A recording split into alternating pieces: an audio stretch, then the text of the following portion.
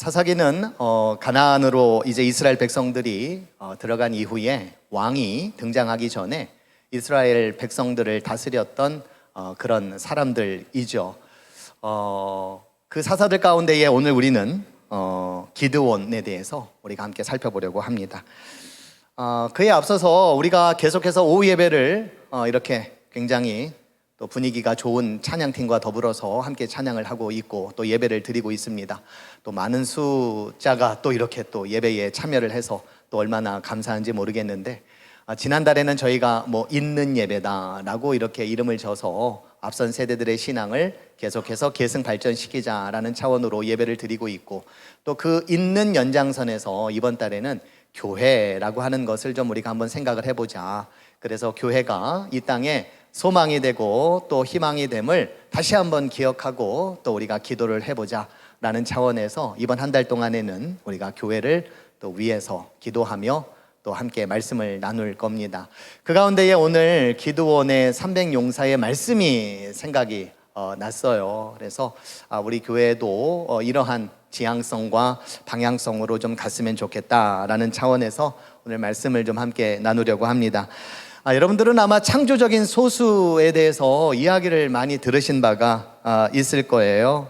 작은 숫자이지만 그러나 그 숫자의 사람들이 창조적인 능력을 가지고 있는 그러한 자들이라면 못할 것이 무엇이 있겠는가 하는 그런 생각들을 해보게 되죠. 일전에도 한번 말씀드린 바가 있는데 저희 교회 어느 장로님께서 저를 처음 만났을 때 그런 얘기를 하셨어요. 우리 교회가 딱 250명 아니면 300명 그 어간이었으면 좋겠다 이런 얘기를 하시더라고요. 아마 여러분들 중에는 에게 그거밖에 얘기를 안 하셨어? 그 장로님 누구야? 이렇게 얘기하실지 모르겠는데 제가 보기에는 저희가 이렇게 한계선을 굳이 그을 필요는 없겠지만은 그래도 그 정도 숫자만 되면은 얼마나 좋을까라는 생각도 하지만 지금도 좋아요. 지금도 좋거든요.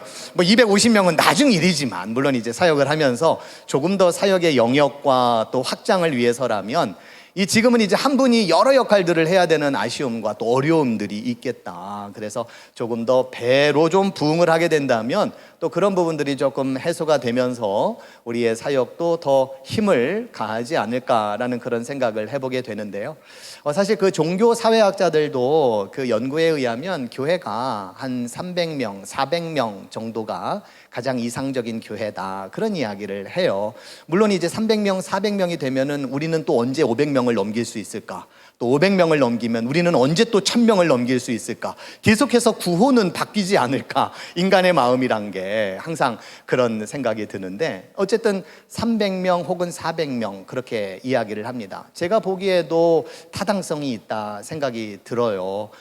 한 목회자가 성도들을 다 아우르고 또 성도들의 이름을 다 이제 외우면서 또 그들을 한 사람 한 사람 케어하고 돌보는 데 있어서 그 숫자를 넘어가면은 그거는 조금 어려움이 있겠다, 곤란할 수도 있겠다. 물론 이제 부사역자들을 많이 두어서 그렇게 관리를 하고 그렇게 하면 좋겠지만 그거는 이 목양이라기보다는 관리가 될 수도 있겠다. 목회라고 하는 것은 어떻게 관리를 하느냐라고 하는 단어보다는 어떻게 목양을 하느냐가 더 중요하다고 보았을 때에 아무래도 숫자는 그 정도면은 딱 좋겠다. 그러니까 오늘 이제 성경에도 보면 이제 기드온의 300용사가 나오잖아요. 성경을 근거로 봤었을 때 그 정도 숫자여도 그만큼의 숫자여도 충분히 어떤 일들을 감당할 수 있겠다라는 그런 생각들을 또 해보게 되는데요. 자, 어쨌든 창조적인 소수에 대해서 여러분들이 이제 말씀을 들으신 바가 있을 건데 그것에 대한 가장 좋은 예로 오늘 말씀도 있지만 제가 일전에 보았던 영화 중에 이제 300이라고 하는 영화가 있죠. 여러분들도 아마 이 영화를 보셨을 거예요. 그래서 페르시아와 또 스파르타 간의 그 전쟁을 다룬 그런 영화죠. 숫자상으로는 100만 명 대 300명, 300명이 100만 명을 이겼다라고 얘기는 하지만 고고학자들에 의하면 100만 명까지는 아니었었고 한 30만 명 정도였었다. 그것도 대단하죠. 300명이 30만을 무찌른다는 게. 그런데 이제 30명과 그냥 전면전으로 붙어서 이긴 거는 아니고요. 또 머리를 썼습니다. 이런 어떤 협곡에 이들을 유인을 해가지고 그곳에서 계속 오는 족속 그냥 다 죽인 거예요. 그래서 이제 300명이 그 페르시아의 군사와 이제 싸움을 한 그런 스토리가 이 300이라고 하는 이야기에 나오죠.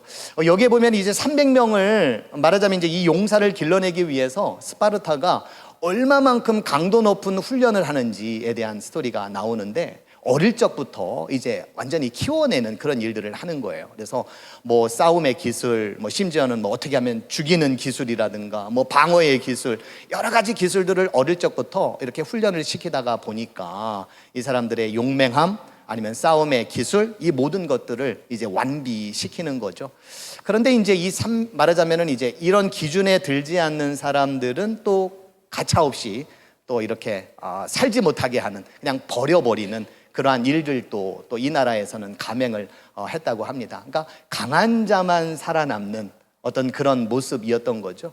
그것도 뭐 엄밀히 말하면 썩 좋은 그런 모습은 사실은 아니지 않나 싶은데, 어쨌든 이 300명의 용사가 거의 뭐 100만 명에 이르는 그런 자들과 싸워서 손색이 없을 만한 그런 전쟁을 치렀다라고 하는 그런 역사적인 그런 사실들도 있습니다. 자, 이런 이야기와 더불어서 오늘 우리가 이제 300명의 용사에 대한 이야기를 또 함께 나누려고 하는데, 여러분들 잘 아시는 그 아놀드 토인비라고 하는 분이 뭐 창조적인 소수에 대한 이야기를 하셨습니다만은, 이분이 그런 이야기를 하죠. 문명이라고 하는 것은 항상 도전 앞에 직면해서 그 도전을 우리가 어떻게 맞닥뜨리면서 또 어떻게 응전을 해왔느냐에 따라서 문명의 발전들이 있었다라고 이렇게 이야기를 하죠. 그냥 거저 얻어진 것은 없다라고 하는 거예요. 그런 차원에서 문명은 운동이다, 운동이지 상태가 아니다라고 이야기를 했고요. 또한 문명은 항해이지 또 항구가 아니다라고 이렇게 이야기를 했습니다. 아무것도 하지 않고 또 아무 일도 하지 않고서는 그 어떤 문명과 그 어떤 역사들을 이루어갈 수는 없었다라고 하는 거죠. 사실 우리 교회도 과거의 역사를 이렇게 더듬어서 보면 그 누군가의 희생이 있었고 또 그 누군가의 헌신이 있었고 또 그 누군가의 눈물과 또 땀이 또 있었습니다. 그런 여러 가지 것들이 우리 교회가 직면했었던 문제들 속에서 끊임없이 뭔가 대응을 해나간 것 아니겠습니까? 뭔가 도전 앞에서 대응을 하고 문제 앞에서 대응을 해나가고, 그렇죠? 여러 가지 복잡한 문제들 속에서 그것들을 대응해 나갔던 그런 우리 교회가 있었기에 지금의 이러한 모습들이 또 있어 왔었던 것은 아닌가 하는 거죠. 그렇다고 생각해 보면 항상 우리 인간이라고 하는 거는 뭔가 큰 도전 앞에 싸울 수밖에 없다. 그리고 우리는 큰 도전 앞에 또 싸워야만 한다라고 하는 그런 생각들을 해보게 됩니다. 그리고 그 어떤 큰 일을 이루기 위해서는 항상 말도 안 되는 싸움, 뭔가 불가능하다 여겨지는 그런 싸움들과의 충돌, 이것은 불가피하다, 피할 수가 없다라는 그런 생각들을 해보게 돼요. 그러면서 우리 교회가 지금 직면해 있는 여러 과제들 혹은 여러 문제들 아니면 여러 해결해야 될 그런 숙제들이 있다면 그것이 무엇이 있겠는가? 과연 그것들 앞에서 우리는 어떠한 도전과 응전의 자세를 가지고 우리는 나아가고 있는가라고 하는 그런 생각들을 우리가 해볼 필요가 또 있을 것 같습니다.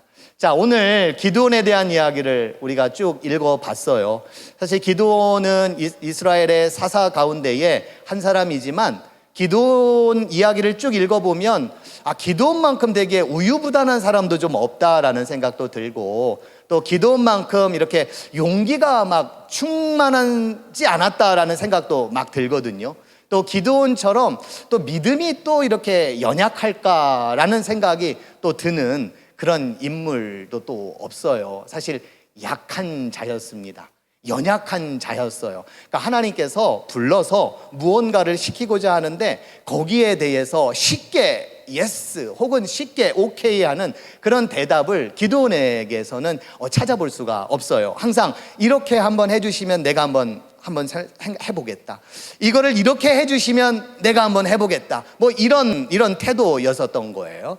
심지어는 이제 하나님의 말씀을 신뢰하기보다는 적군들이 본인들에 대해서 뭐라고 이야기를 하는가라고 하는 그 말에 더 신뢰를 두는 그러한 모습들도 보이거든요. 물론 그것조차도 하나님께서 믿음이 없는 기드온을 위한 방책일 수도 있겠지만 싸움을 앞두고 적진에서 이들이 어떠한 꿈을 꿨는지 또 그 꿈의 내용이 뭔지를 들은 다음에서야 싸움에 나가는 기드온, 그는 연약한 인간일 수밖에 없었다. 또 부족한, 우리와 별반 다르지 않은 그러한 인생이었다라고 하는 거죠. 그러나 이스라엘의 역사 속에서 이 사람조차도 하나님께서는 쓰셨고 또 그것도 작은 숫자를 가지고 또 굉장한 일들을 행하셨다라고 하는 것에 대해서는 참 하나님의 놀라운 은혜와 섭리를 또한 우리가 느끼게 됩니다. 사사기에 보면은요, 참 신기하게도 이런 구조들이 이렇게 계속해서 나옵니다. 죄를 지어요, 인간이. 죄를 지으면 압제를 당합니다. 어려움을 당해요. 그리고 나면은 사람들이 간구를 합니다. 하나님, 우리가 잘못했습니다. 우리를 용서해 주세요. 우리를 이 어려운 지경에서 좀 살려 주세요. 간구를 하면 그 다음에 하나님께서 또 틀림없이 구원을 해 주십니다.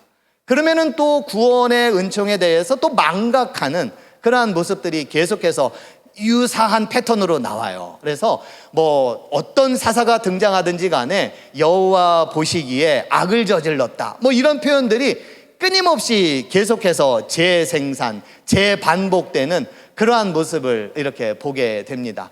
이게 우리 인간이구나, 이게 우리의 연약한 인간이구나, 이런 인간이 할 수 있는 일들이 과연 무엇이 있겠는가라고 하는 생각들을 해보고, 사실 우리가 창조적인 소수에 대해서 이야기를 하지만 물론 이 창조적인 소수가 대단한 부분들도 없지 않아 있지만 정말 대단한 것은 하나님께서 이들을 통해 하신 것, 하나님이 이 작은 숫자를 가지고서도 하셨던 그 일들이 대단한 거지, 내가 적은 숫자였었는데 우리가 그 무엇을 했다라고 하는 것이 대단한 것이 아니다라고 하는 거예요. 인간은 끊임없이 이런 모습들만 재생산했고 또 재반복해왔음을 또 우리가 보게 되죠. 여기서 우리는 하나님의 뭔가 참을성 혹은 인내심, 이런 것들을 또 보게 돼요. 그래서 끊임없이 죄를 짓지만 망각하지만 그럼에도 구원을 하시는, 구원을 베푸시는 하나님, 뭔가 우리가 간구를 하면 끊임없이 그 간구에 대해서 들어주시는 그러한 하나님. 그래서 사사기 6장 1절에 보면은요, 이스라엘 자손이 또 여호와의 목전에 악을 행하였으므로 여호와께서 7년 동안 그들을 미디안의 손에 넘겨주었다라고 이제 6장에 나오지만 다른 장에 봐도 이런 유사한 이야기가 계속해서 나옵니다. 그게 미디안이 되었든 그게 블레셋이 되었든 그게 어떤 나라가 되었든 끊임없이 인간은 이러한 모습으로 이제 그려지고 있다라고 하는 거예요. 자, 그래서 뭔가 결단이 필요한 거예요. 그렇죠? 뭔가 결단이 필요한 겁니다. 사실 기드온도 그렇지만 기드온 집안도 그렇고요, 뭔가 이제 우상 숭배라는 게 어디까지 들어왔냐면 기드온의 집 안까지 들어온 실정이었습니다. 여기 보면 이제 바알 신상이 있고 또 아세라 목상이 있는데요, 이거는 누가 섬겼냐면은 기드온의 아버지가 섬긴 거예요. 기드온의 집안이 섬기고 있었던 겁니다. 그러니까 뭔가 이제 우상이라고 하는 게 굉장히 그 나라든 가족이든 굉장히 깊숙한 곳까지 이렇게 파고 들어왔다라고 하는 것을 또 우리가 보게 되는 거죠. 그래서 이러한 상황 속에서 기드온이 바알 신상을 깨뜨리고 또 아세라 목상을 또 깨뜨려서 말하자면 쪼개서 하나님께 제물을 드리는데 이 목상을 사용하게 됩니다. 그래서 이 장면을 가지고 어느 분께서 이런 이야기를 하셨어요. 믿음의 사람으로 세워가는 과정에 있어서 하나님께서는 반드시 한 번은 확인하게 하는 것이 있다.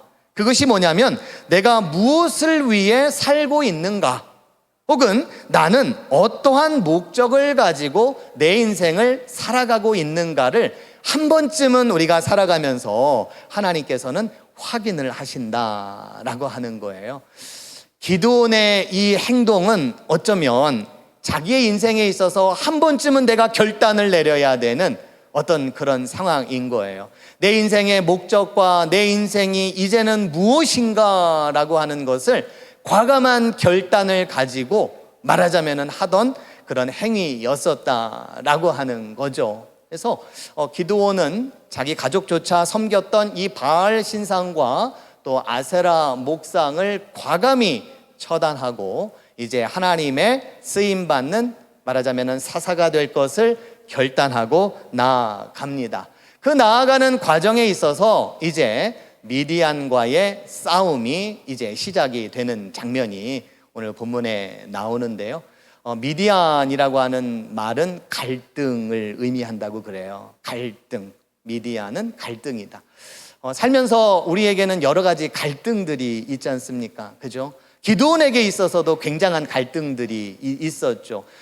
나라 자체의 그 갈등보다도 말하자면은 아까도 보았지만 뭔가 우상 숭배를 하고 있는 우리 가족들, 우리 가족이 이렇게 살아서 될까라고 하는 어떤 그런 갈등들이 있었겠고, 내가 사사가 되었는데 끊임없이 내가 이 연약한 사사로서 믿음이 부족한 이 사사로서 과연 내가 이 나라와 민족을 과연 이끌어갈 수 있겠는가라고 하는 그런 갈등들이 틀림없이 그에게는 있었다. 저 여러분들에게도 이러한 갈등들이 틀림없이 있을 거예요. 어떤 사람이고 갈등 없이 살아가는 사람이 어디에 있겠는가. 그러나 그 갈등, 언젠가는 그 갈등 앞에서 내가 어떠한 목적을 가지고 살며 또 이 내 인생이 무엇을 향한 인생이 되어야 되는가라고 하는 과감한 결단은 우리의 생애를 통해서 언젠가는 있어지게 된다라고 하는 건데요.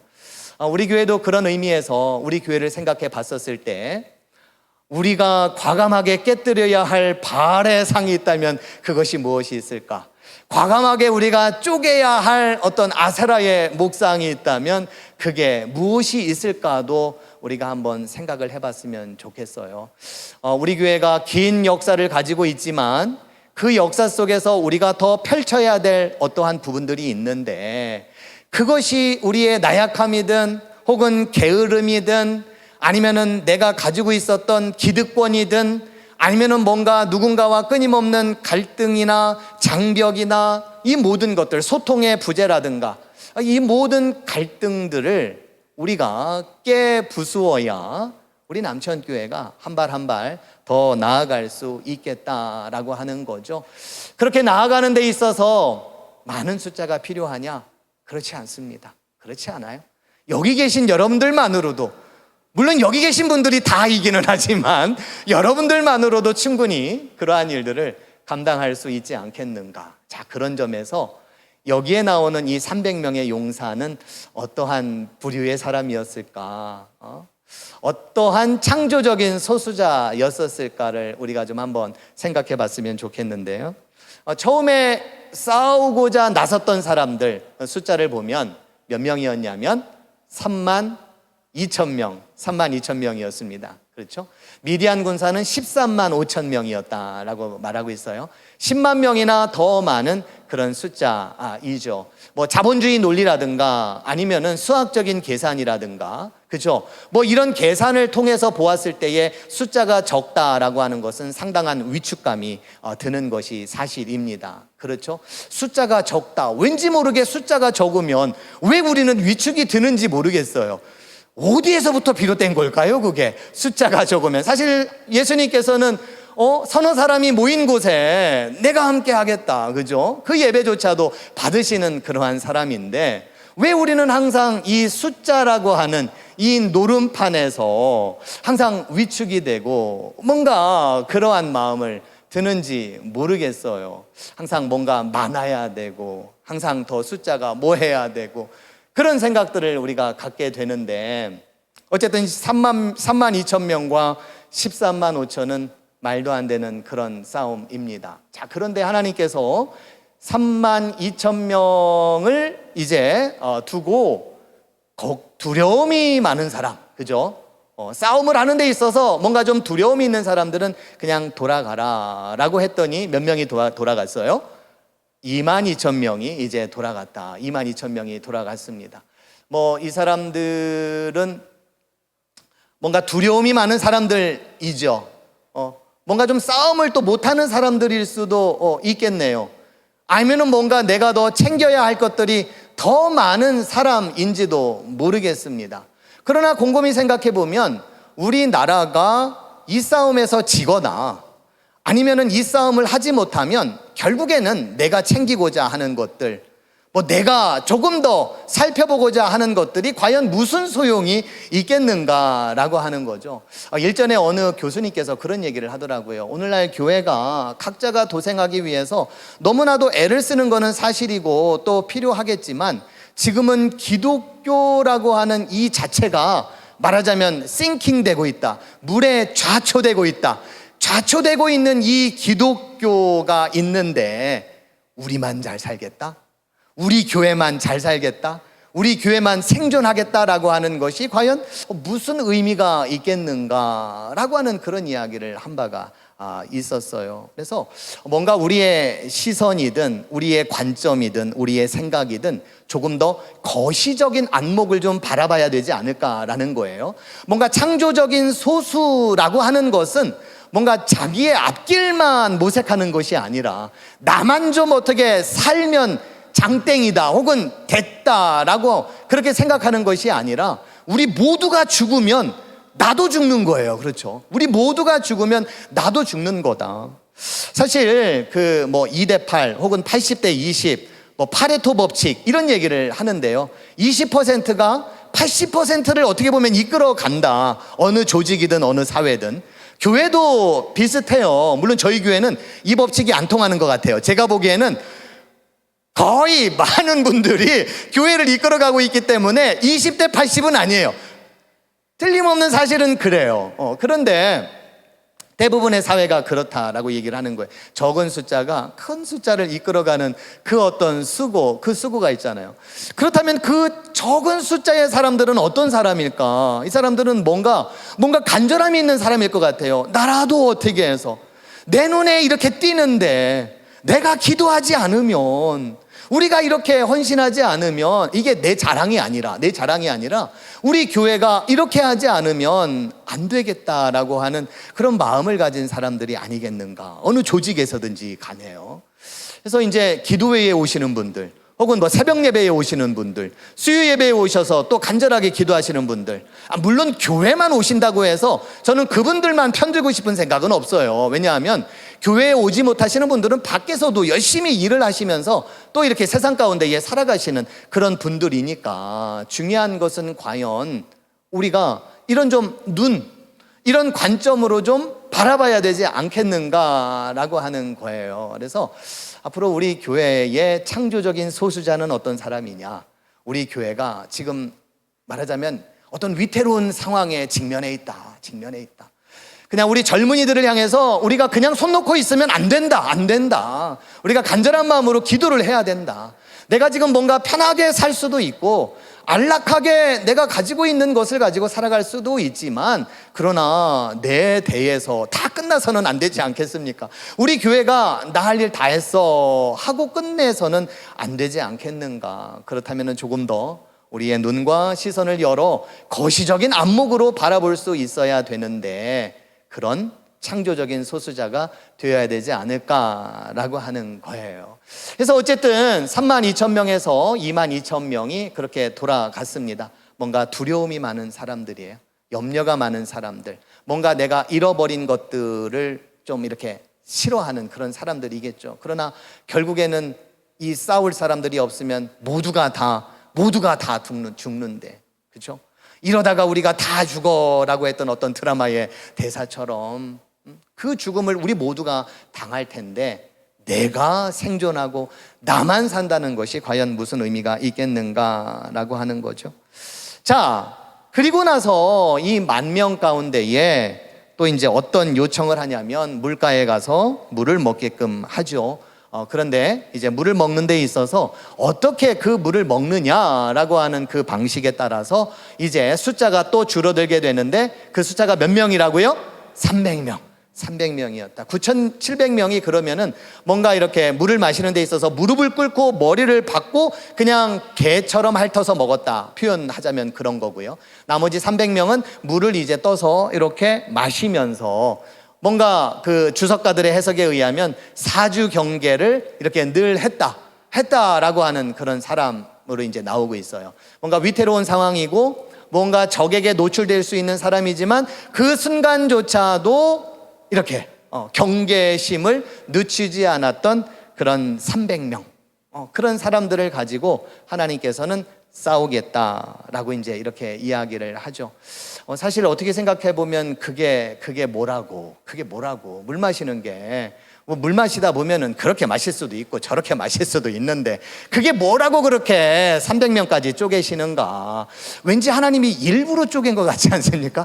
일부러 뭔가 핑계를 대가지고 9,700명에서 300명까지 이렇게 만든 것 같아요. 아마 하나님의 의도는 틀림없이 이 싸움은 너희들의 싸움이 아니고 내 싸움이다. 니네들이 한 것 같지만 내가 한 거다 라고 하는 것을 우리에게 말씀해 주기 위한 거겠지만, 아무튼 이 장면을 보면 별의별 뭐 그런 것까지 그렇게 해야만 하는가 라는 생각이 들기도 하는데, 사실 이제 이렇게 사역을 하거나 또 이렇게 하다 보면은 별의별 거에 관심이 점점 더 가더라고요. 점점 가요. 어떤 그게 책임감일 수도 있겠고 사명감일 수도 있을 거예요. 남들이 보기에는 뭐 그런 것까지 챙기냐, 뭐 그런 것까지 하냐, 뭐 그런 것까지 그렇게 눈에 밟혀가지고 그렇게 하느냐라고 생각이 드는데, 그게 그렇게 되는 거예요. 그게 그렇게 돼요. 남들이 안 보고 남들이 생각하지 않고 남들이 그냥 지나쳐버린 것들까지도, 그런 것까지도 관심이 가고 그런 것들까지도 해야만 할 것 같고 그런 것까지도 뭔가 관심이 가지는 어떤 그러한 모습들이 점점 이 책임감이라고 하는 것, 뭔가 목양이라고 하는 것, 이 교회라고 하는 것, 뭐 하나님의 일이라고 하는 것, 이렇게 생각을 해보니까 이 세상에는 그 어떤 사소한 것들도 없겠다라는 그런 생각들을 가져보게 되는데, 별것도 아닌 걸 가지고 저렇게 한다 싶지만 과연 별것이 아닌 게 또 세상에 또 어디에 있을까라는 생각도 가져봐요. 어쨌든 하나님께서는 이 300명을 가지고 이제 싸움을 하십니다. 결론적으로 보면 이 300명이 뭐 대단하게 한 것도 없어요. 나중에 우리가 스토리를 보면 아시겠지만 그냥 뭐 나팔이나 불고 항아리나 들고 그 항아리 깨뜨리고 그게 다지만, 그래서 300명이 아무것도 아닌 줄로 알았는데 그래도 300명은 대단한 사람들이다. 두려워하지 않았던 사람들, 뭔가 걱정하고 염려되는 것들을 내가 챙겨야 될 것도 많이 있었는데 그것들을 대를 위해서, 나라를 위해서 뭔가 이렇게 희생할 줄 아는 그러한 사람들, 그리고 300명이 되기까지 뭔가 끝까지 최선을 다해서 지키고자 했었던 그 마음들이 있었던 이 300명은 그래도 창조적인 소수자였다. 그러나 이 창조적인 소수자보다도 훨씬 더 위대하고 또 훨씬 더 훌륭하신 분은 하나님이시다라는 거예요. 이 300명을 가지고도 나는 하겠다. 300명이 아니라 30명이더라도 나는 하겠다. 그것보다도 더 작은 숫자이더라도 나는 할 수 있다, 하겠다라고 말씀하신 그 하나님. 그 하나님 앞에서 과연 숫자의 많고 적음이 과연 어떠한 의미가 있을까 생각을 해보는데요. 마지막으로 저는 고통의 문제라고 하는 책을 쓴 이제 C.S. 루이스가 이런 이야기를 책에서 하더라고요. 수가 많다면 안전하다는 생각을 버려라 라고 얘기를 해요. 그러면서 그 안전함을 고립지대다라고 표현을 했습니다. 숫자가 많으면 안전하다는 그 생각과 그 안에 사로잡혀서 살아가는 그 안전함 자체는 우리 스스로를 고립지대로 만들어 버리는 거예요. 나 스스로 그 안에 갇혀서 사는 거예요. 우리는 그 안에 갇혀서 사는 것이 아니라 거기에서 나와야 되는 거예요. 거기에서 나와야 된다라고 이야기를 하면서 어떤 얘기를 하냐면, 성서 속에 나오는 위대한 인물들은 이 고립지대에서 벗어난 사람들이다. 벗어나서 뭘 했냐면 정의와 자비, 꿋꿋함과 절제, 뭐 이러한 가치들을 위해서 정말 끊임없이 헌신하고 또 살아왔었던 그런 사람들이었다라고 그렇게 이야기를 해요. 어쩌면 우리는 끊임없이 내가 파놓거나 내가 만들어 놓은 그 테두리 안에서, 범위 내에서 갇혀 살고 있는지도 모르겠어요. 10,000명 정도면 됐어, 아니면은 몇 명 정도면 됐어, 아니면 이 정도면 됐어 라고 하는 그런 생각. 그러나 오늘 보니까 하나님께서는 그게 아니라 그것보다도 더 적은 숫자를 가지고서도 뭔가 상상을 초월하는 그런 창조적인 일들을 하시는 그러한 분이시라면, 내가 가두어둔, 아니면 내가 확정해둔, 내가 이미 어떤 만들어 놓은 그 테두리나 그 범주가 아니라 그것을 뛰어넘어 역사하시는 하나님 앞에 맡길 수 있는 그러한 인생이 되어야 되겠다. 사실 어쩌면 이 300명은 맡길 수밖에 없는 상황이었을 거예요. 그렇죠? 13만 5천 앞에서 맡길 수밖에 없는 거예요. 그래서 저는 누가 이제 그런 얘기를 했어요. 끊임없이 우리 그리스도인들은 변방으로 가라, 변방으로 가라. 왜 그러냐면 그 변방에서는 맡길 수밖에 없는 거예요. 하나님 앞에 내가 할 수 있는 것이 아무것도 없다라고 하는 절박한 상황을 우리는 스스로가 계속해서 만들어야 되고, 그 상황으로 우리는 계속해서 가야 된다라고 그렇게 이야기를 하는데요. 우리 교회가 그러한 모습이 되었으면 좋겠고, 우리 교회의 숫자는 남들과 비교할 필요도 없겠지만, 그러나 우리를 통해서 하나님께서는 우리가 만들어 놓고, 우리가 말하자면은 가두어 두고, 아니면은 뭔가 이렇게 정해 놓은 그런 틀이 아니라 하나님께서 쓰시기에 합당한 그러한 교회가 될 것을 믿고 의지하며 살아가는 저와 여러분들이 되기를 주님의 이름으로 축복드리겠습니다.